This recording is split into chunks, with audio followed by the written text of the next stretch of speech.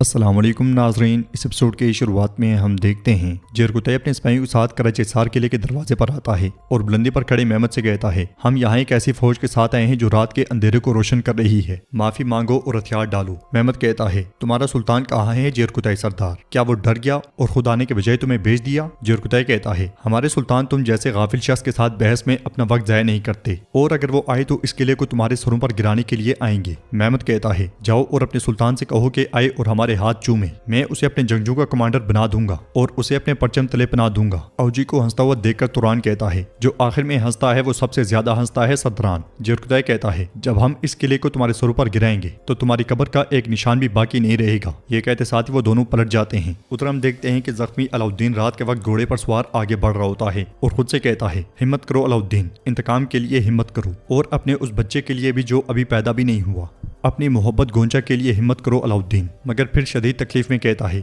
मैं नहीं कर सकता, मैं अब मजीद आगे बढ़ नहीं सकता, मेरे घोड़े जाओ और उन्हें मेरे रास्ते से भटका दो, चलो मेरे लड़के। अगले लम्हे अलाउद्दीन घोड़े से गिर जाता है और घोड़ा आगे बढ़ता है। अलाउद्दीन की लबाजियां खाते खाते कीचड़ में जा गिरता है। वो खुद को घसीटता है तो कीचड़ में लथपथ हो जाता है। यगीद सिपाहियों के साथ उसकी तलाश में होता है। वो सब निशानात का पीछा कर रहे होते हैं। अलाउद्दीन अपने चेहरे पर भी कीचड़ लगा लेता है। यगीद के सिपाही उसके पास ही होते हैं और यगीद कहता है, तुम मजीद नहीं भाग सकोगे अलाउद्दीन सरदार, मैं तुम्हें ढूंढ लूंगा। ये कहते साथ वो आगे बढ़ जाते हैं। बूरसा में गोंचा खवातीन से कहती है, मेरा दिल बिल्कुल मुतमईन नहीं है, जरूर उन्हें कुछ हुआ है। मलून खातून कहती है, मेरी प्यारी गोंचा, बुरा मत सोचो। नीलुफर उससे कहती है, अल्लाह के हुक्म से उन्हें कुछ नहीं होगा गोंचा। इसलिए में बुरान इजाजत लेके वहां आता है और कहता है, मलून खातून फौजी तैयार हैं, हम फौरन रवाना होंगे। फातिमा कहती है, बुरान सरदार मैं भी आपके साथ आऊंगी। गोंचा कहती है, और मैं भी। मगर मलून खातून कहती है, नहीं मेरी बेटी, तुम आज यहीं रुकोगी। गोंचा कहती है, अम्मा जान ऐसा मत कीजिए, मैं इस तरह हाथ पे हाथ रख के इंतजार नहीं कर सकती। मलून खातून कहती है, गोंचा बुरान सरदार और सिपाही जाएंगे, तुम अपने बच्चे के बारे में सोचो। फातिमा आगे बढ़कर उसे हौसला देते हुए कहती है, हम मेरे भाई को ढूंढ लेंगे, आप फिक्र ना करें। ये कहते साथ ही फातिमा बुरान के साथ चली जाती है। गोंचा कहती है, माँ मैं थोड़ी देर आराम कर लूं। ये कहते साथ ही वो भी चली जाती है। वो कमरे से निकलने के बाद कुछ देर सोचती है और कहती है, नहीं नहीं, मैं तुम्हारे बगैर जिंदगी नहीं चाहती अलाउद्दीन, बिल्कुल नहीं चाहती। ये कहते साथ ही वो बुरान और फातिमा के पीछे चली जाती है। नाज़रीन, इसके बाद हम एक बहुत बड़ी नहर के किनारे बास्फोरस किला देखते हैं, जहाँ सुल्तान के साथी नदी के किनारे मौजूद होते हैं। सुल्तान भी शहजादी अस्पोचा और करा खलील के साथ साहिल की जानिब बढ़ रहे होते हैं। अब्दुर्रहमान खुश होते हुए अपने साथियों से कहता है, मैं इतना खुश हूँ जैसे किसी ने बर्फानी पहाड़ों के दामन में खेमा लगाया हो और चश्मा अकपिनार से पानी पिया हो। हमारे बाओ अजदाद ने लोहे के पहाड़ों को काट कर उनमें से रास्ता बनाया था। एक सिपाही कहता है, हम भी इंशाअल्लाह रोमेलिया की तरफ अपना रास्ता खुद बनाएंगे। शामिल कहता है, क्योंकि हमारी उम्मीदों की कोई हद नहीं है मेरे भाइयों। इस नज़ारे को देख के सब बहुत खुश हो रहे होते हैं। उन्हें खुश देख के हलीमा कहती है, लगता है इस खुशी के बाद आप जंग के लिए बिल्कुल तैयार हैं सिपाहियों। तो तिमर बोगा कहता है, हमारी ये खुशी हमारी जंगी हिकमत अमली का हिस्सा है हलीमा खातून, और अल्लाह के फजल से हम पूरी तरह तैयार हैं। देखते देखते सुल्तान की कश्ती साहिल तक आ पहुंचती है। सुल्तान कहते हैं, ये जमीन हमें पुकार रही है, मैं ये महसूस कर सकता हूँ। ये कहते साथ ही सुल्तान कश्ती से उतर के आगे बढ़ते हैं तो सब सीनों पर हाथ रखकर आदाब बजा लाते हैं। सुल्तान फ्लावियोस से पूछते हैं, हमें किस रास्ते से जाना चाहिए फ्लावियोस कहता है, इमदादी दस्ते दरियाई पनागिया की तरफ से आएंगे, इस तरफ से। सुल्तान कहते हैं, बहुत खूब, सिपाहियों के साथ तैयार हो जाओ, तुम लोग सबसे पहले आगे बढ़ोगे और हम शहजादी अस्पोचा के साथ तुम्हारे पीछे आएंगे। सुल्तान आगे बढ़ जाते हैं और शहजादी अस्पोचा फ्लावियोस को देखने लग जाती है। फ्लावियोस नजरें झुकाता है तो अस्पोचा उसे मुतमईन रहने का इशारा करती है। फिर आगे बढ़कर सुल्तान से कहती है, क्या आपने अभी तक फ्लावियोस और अपनी बहन फातिमा खातून को माफ नहीं किया? सुल्तान कहते हैं, और क्या तुमने फ्लावियोस को माफ कर दिया है? अस्पोचा कहती है, मुझे लगा था कि मैं ऐसा कभी नहीं कर पाऊंगी, लेकिन फिर मुझे उसकी नीयत समझ आ गई। फ्लावियोस को मोहब्बत मिल गई और उसने खुद को पा लिया, तो फिर मैं उसे क्या कहती? सुल्तान कहते हैं, तो इसका मतलब है कि तुम मोहब्बत की बहुत कदर करती हो। अस्पोचा पूछती है, तो क्या आप नहीं करते? आप उनके साथ ऐसा क्यों कर रहे हैं? सुल्तान कहते हैं, अगर तुम्हारी कोई बहन होती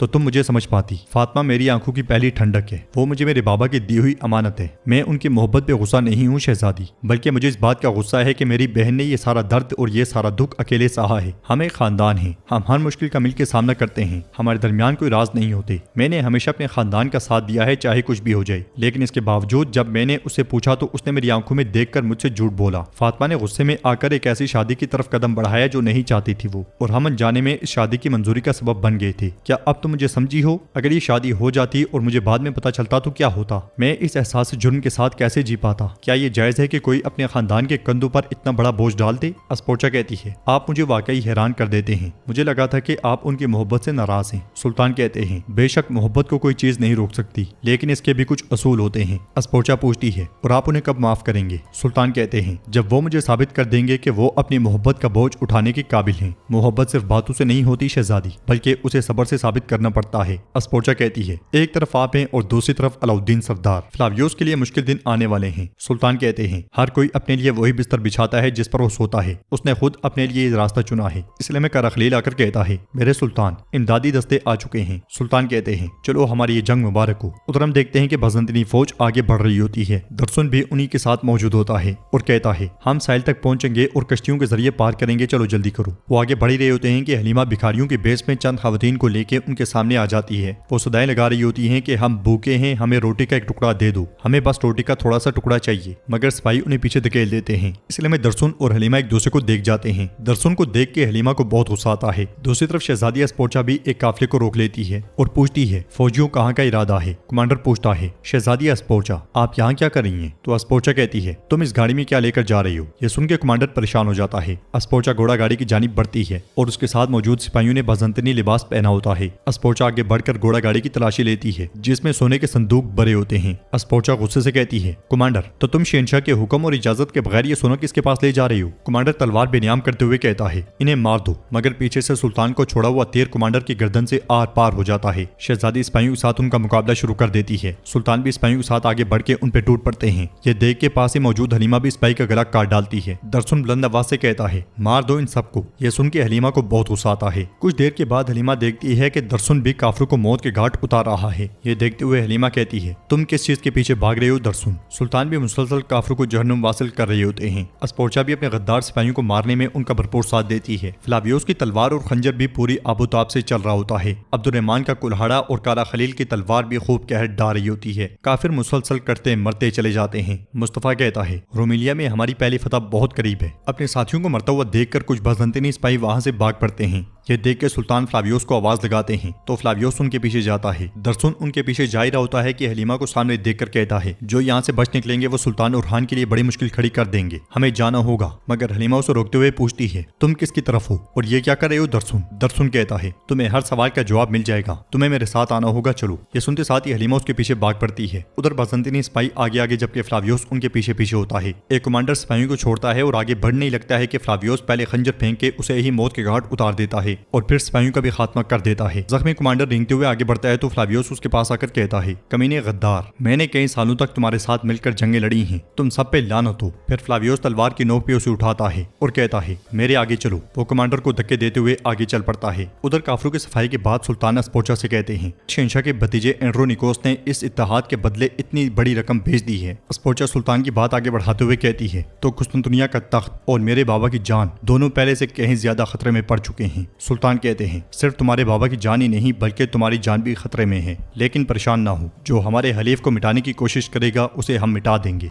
अगले लम्हे फ्लावियोस कमांडर को लेकर वहां आ जाता है और उसे सुल्तान के सामने घुटनों के बल कर देता है। सुल्तान कमांडर पे टूट पड़ते हैं। कमांडर कहता है शहजादी अस्पोचा, तुम और तुम्हारे बाबा तुर्कों के हाथों में एक खिलौना बन चुके हैं, तुमने बगैर जंग किए बोरसा इनके हवाले कर दिया है। अस्पोचा कहती है क्या तुम इन बातों से शहंशाह के साथ अपनी गद्दारी पर पर्दा डालना चाहते हो? कमांडर कहता है तुम्हारी ताकत शहजादे एंड्रोनिकोस की ताकत का मुकाबला नहीं कर सकती। कुस्तुनतुनिया भी इसी तरह गिरेगा जैसे मोरिया और देमोतोका गिरे थे और तुम सब मारे जाओगे। ये सुनते साथ ही शहजादी खंजर से उसका गला काट डालती है और कहती है कमीने गद्दार। सुल्तान कहते हैं जिस कुल्हाड़ी की जरब तुम्हारे जिस्म पर लगती है उसका दस्ता हमारे पास ही मौजूद होता है और जैसे तुम्हारे पास गद्दार हैं वैसे हमारे पास भी गद्दार हैं। उधर कुछ बसंतनी भाग ही रहे होते हैं कि दरसुन हलीमा के साथ उनके पास आ पहुंचता है और वहां पे एक जबरदस्त लड़ाई शुरू हो जाती है। वो दोनों सिपाहियों के साथ मिलकर उन्हें काटना शुरू कर देते हैं। लड़ाई के दौरान एक सिपाही हलीमा पे पीछे से वार करने ही लगता है कि दरसुन उसे जहन्नुम वासिल कर देता है और कुछ देर के बाद वहां से तमाम सिपाहियों को सफाया कर दिया जाता है। दरसुन उसे कहता है क्या तुम अब मेरी बात सुनोगी? एक जख्मी बसंतनी सिपाही उठ के दरसुन की जानिब बढ़ता है तो हलीमा खंजर फेंक के उसे मार डालती है।